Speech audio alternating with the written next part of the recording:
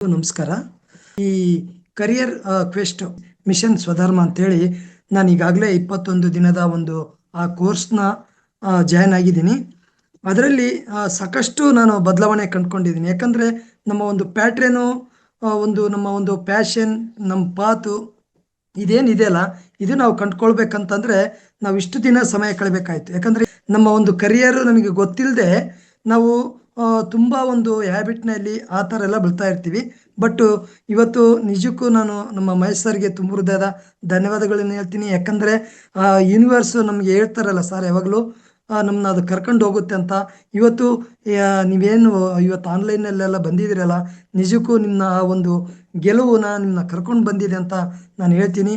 ಯಾಕಂದರೆ ಬೆಳಗಿನಿಂದ ನಾವು 21 ದಿನದಲ್ಲಿ ತುಂಬ ನಮ್ಮ ಒಂದು ಪ್ಯಾಟ್ರನ್ ಚೇಂಜ್ ಆಗುತ್ತೆ. ನಮ್ಮ ಸೆಲ್ಫ್ ಡಿಸ್ಕವರಿ ನಮಗೆ ಗೊತ್ತಾಗುತ್ತೆ.